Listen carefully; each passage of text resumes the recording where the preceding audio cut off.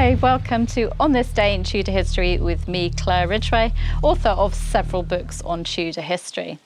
Now today I'm taking you back to the reign of King Henry VIII. But on this day in Tudor history, the 22nd of April 1542, Henry Clifford, 1st Earl of Cumberland, died.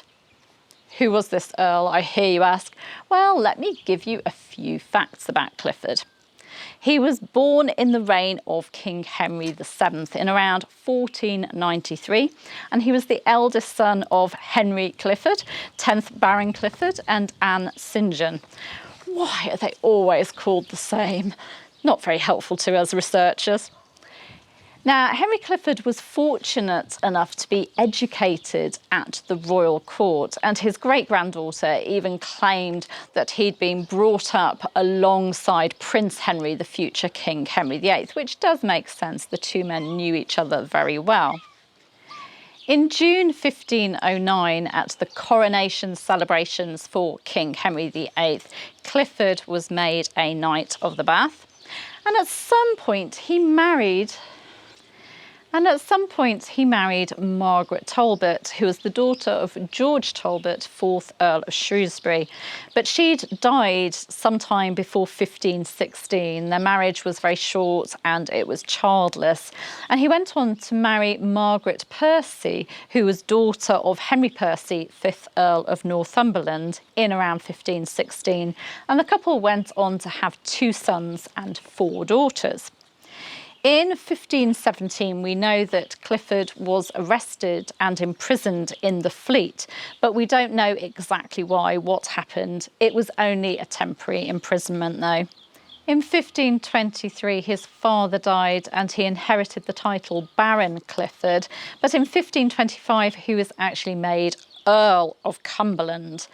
In the same year, he was appointed Warden of the West Marches against Scotland, but by 1527 he'd surrendered the office, and William Lord Dacre, a man who had lands in that area and who had more standing due to the fact that the people knew him and he was a man that lived in that area, he succeeded him in the post. Clifford's lands were in Yorkshire, not in the Marches, so he just wasn't known there. He didn't have the authority that Dacre had. Now, Clifford was one of the noblemen who supported Henry VIII's great matter, that quest for an annulment of his marriage to Catherine of Aragon. And in 1530, Clifford was one of those who signed a letter to Pope Clement VII on behalf of the king, asking the Pope to grant the annulment.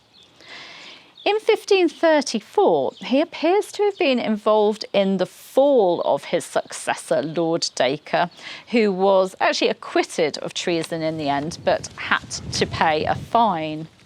Dacre also lost his office as Warden of the West Marches, and Clifford replaced him in that position, but had to cope with lots of trouble, lots of opposition from members of the Dacre family.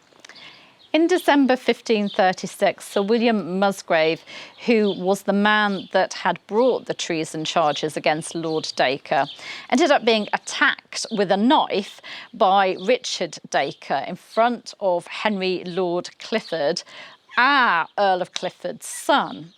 Henry VIII wrote to Musgrave, Clifford and Dacre in 1537, giving the 3 of them a good dressing down, a good telling off for this episode.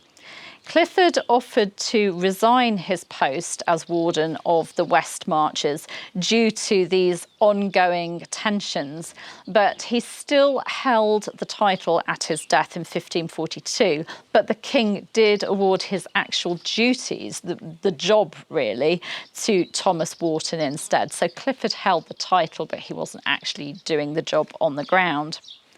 In late 1536, Clifford supported Henry VIII and served him during the Pilgrimage of Grace rebellion in the north by leading a force in Northumberland. He was rewarded for his loyalty and good service by being elected to the Order of the Garter in 1537. Clifford was a magnate. He made a large income from his lands and as a landlord.